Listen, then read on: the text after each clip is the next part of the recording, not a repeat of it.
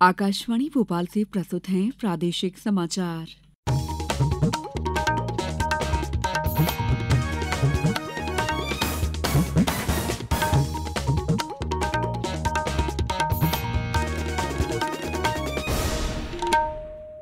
नमस्कार, समाचारों के साथ मैं दीपा सिंह।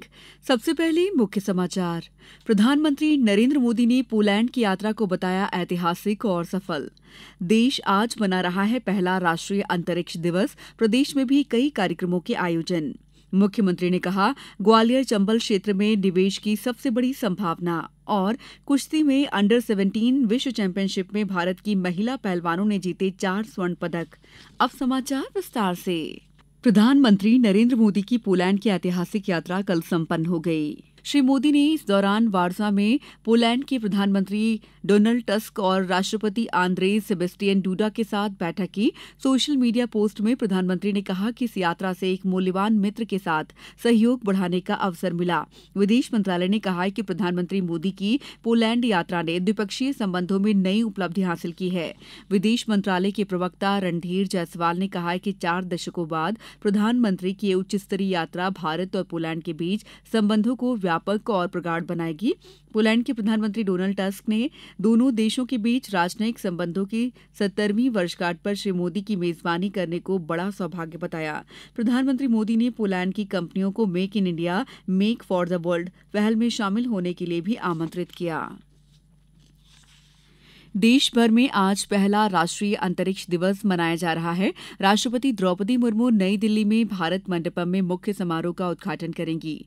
राष्ट्रीय अंतरिक्ष दिवस के इस वर्ष का विषय है चंद्रमा का स्पर्श करते हुए जीवन के प्रति सजग होना। भारत की अंतरिक्ष गाथा है। इस अवसर पर राष्ट्रपति रोबोटिक्स चैलेंज और भारतीय अंतरिक्ष हैकाथॉन के विजेताओं को सम्मानित करेंगी। प्रदेश में भी इस अवसर पर कई कार्यक्रम आयोजित किए जा रहे हैं। केंद्रीय संचार ब्यूरो भोपाल के द्वारा पीएम श्री केंद्रीय विद्यालय क्रमांक 2 में अंतरिक्ष और चंद्रयान मिशन से संबंधित विषय पर फोटो प्रदर्शनी और जागरूकता कार्यक्रम का आयोजन किया जा रहा है। अंतरिक्ष से संबंधित भारत की उपलब्धियों पर केंद्रित व्याख्यान का भी आयोजन होगा। कार्यक्रम में अंतरिक्ष और इससे जुड़े विभिन्न विषयों पर आधारित निबंध प्रतियोगिता, प्रश्न मंच, व्याख्यान आदि कार्यक्रम आयोजित किए जाएंगे। भोपाल के आंचलिक विज्ञान केंद्र में डॉक्टर मयंक वाहिया भारतीय अंतरिक्ष कार्यक्रम अतीत, वर्तमान और भविष्य विषय पर व्याख्यान देंगे। शिवपुरी जिले के स्कूलों में इस मौके पर सभी स्कूलों में व्यापक स्तर पर कार्यक्रम आयोजित किए जाएंगे। पन्ना जिले के स्कूलों में आज अंतरिक्ष विज्ञान पर केंद्रित सम्मेलन, कार्यशाला और प्रदर्शनी आयोजित की जाएंगी। मुख्यमंत्री डॉक्टर मोहन यादव को महिला एवं बाल विकास मंत्री निर्मला भूरिया ने झाबुआ की 2 लाख बहनों द्वारा भेजे गए रक्षा सूत्र भेंट किए। उन्होंने मुख्यमंत्री डॉक्टर यादव को राखी भी बांधी। मुख्यमंत्री डॉक्टर यादव ने झाबुआ की बहनों का आभार जताते हुए कहा कि उनके द्वारा राखी स्वरूप में जताया गया स्नेह मेरी अमिट पूंजी है। गौरतलब है कि मुख्यमंत्री डॉक्टर यादव द्वारा लाडली बहनों को 1250 रुपए के अतिरिक्त रक्षाबंधन के उपहार के रूप में 250 रुपए की शगुन राशि भी प्रदान की गई थी। झाबुआ क्षेत्र के लगभग 2 लाख लाडली बहनों ने डॉक्टर यादव का आभार जताने के लिए रक्षा सूत्र बनाए थे। समाचारों में वक्त है ब्रेक का।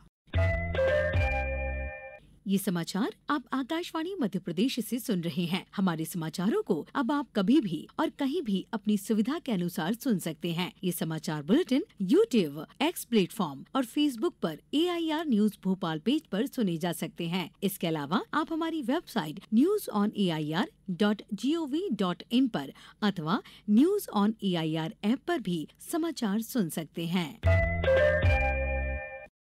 ब्रेक के बाद समाचारों में आपका एक बार फिर स्वागत है। मुख्यमंत्री डॉक्टर मोहन यादव ने कहा है कि ग्वालियर चंबल क्षेत्र पूरे प्रदेश में निवेश के लिए सबसे अच्छी और बड़ी संभावनाओं वाला क्षेत्र है। ग्वालियर नई दिल्ली के नजदीक होने के साथ साथ उत्कृष्ट हवाई, रेलवे, सड़क सेवाओं से पूरे देश से जुड़ा हुआ है। मुख्यमंत्री ने कहा कि उन्हें विश्वास है कि ग्वालियर में 28 अगस्त को आयोजित होने जा रही रीजनल इंडस्ट्री कॉन्क्लेव से इस क्षेत्र के लिए बड़ा औद्योगिक निवेश प्राप्त होगा। मुख्यमंत्री डॉक्टर यादव कल ग्वालियर और चंबल संभाग के जिलों के उद्योगपतियों और औद्योगिक संगठनों के पदाधिकारियों से वर्चुअल संवाद कर रहे थे।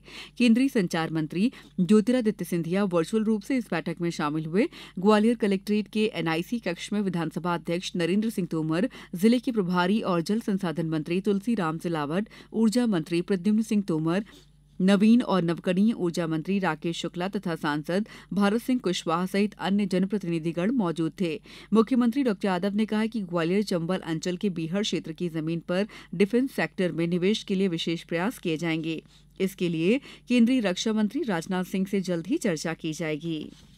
मुख्यमंत्री डॉ मोहन यादव ने कल श्योपुर जिले के कराहल में आयोजित कार्यक्रम में प्रदेश के 30 लाख तेंदुपत्ता संग्राहकों को वर्ष 2023 की 115 करोड़ रुपए की बोनस राशि का वितरण किया। इसके साथ ही श्योपुर में मेडिकल कॉलेज की सौगात दी। मुख्यमंत्री ने श्योपुर में शबरी माता मंदिर बनाए जाने की भी घोषणा की। मुख्यमंत्री डॉ यादव ने कहा कि नगर पंचायत कराहल का भवन भी शीघ्र तैयार किया जाएगा। कार्यक्रम में मुख्यमंत्री ने कहा कि प्रधानमंत्री नरेंद्र मोदी के नेतृत्व में विकास का कारवां देश और प्रदेश में चल रहा है। उन्होंने 37 करोड़ 67 लाख रुपए के विकास कार्यों का लोकार्पण भूमि पूजन किया। उन्होंने बताया कि प्रदेश में वर्ष 2007 तक तेंदुपत्ता संग्राहकों को 750 रुपए प्रति मानक बोरा दिए जाते थे, जिसे बढ़ाकर अब 4000 रुपए प्रति मानक बोरा निर्धारित किया गया है। प्रदेश के 30 लाख तेंदुपत्ता संग्राहकों के 13 लाख परिवारों को 953 रुपए प्रति मानक बोरा की दर से बोनस का वितरण किया जा रहा है। प्रदेश में वनोपज समितियों के प्रबंधकों का मानदेय बढ़ाने की भी घोषणा की।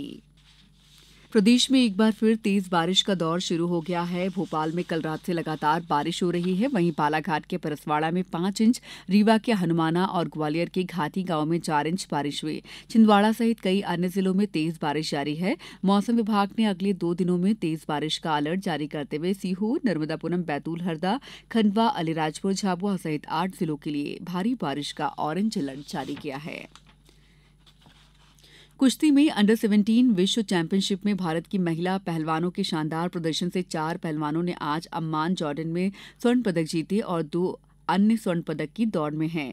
43 किलोग्राम में अदिति कुमारी, 57 किलोग्राम में नेहा और 65 किलोग्राम में पुलकित तथा 73 किलोग्राम में मानसी लाठेर ने अपने अपने वर्ग में विश्व खिताब जीते।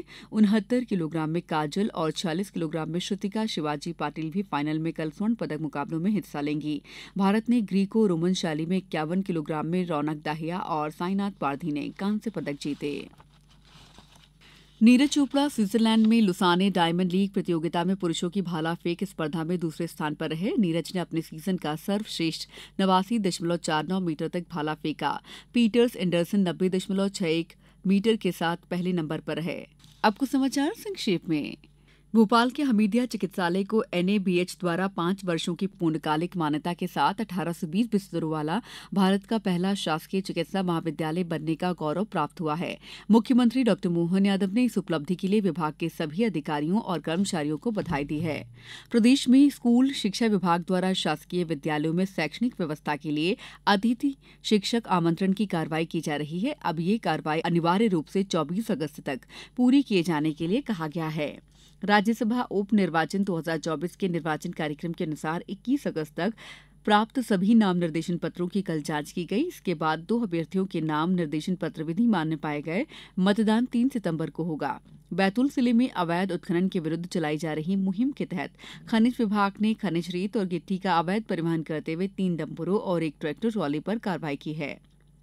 राज्य बाल संरक्षण आयोग की सदस्य डॉ निशा श्रीवास्तव ने कल आगरमालवा जिले के ग्राम थाड़ौदा और नलखेड़ा में आंगनबाड़ी केंद्र पर पहुंचकर दी जा रही सेवाओं की जानकारी ली।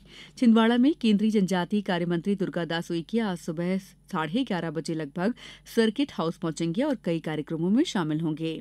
बैतूल कलेक्टर एवं जिला निर्वाचन अधिकारी नरेंद्र कुमार सूर्यवंशी द्वारा पंचायतों के उपनिर्वाचन 2024 के अनुक्रम में निर्वाचन प्रभावित वार्डों में आचार संहिता की घोषणा की गई है।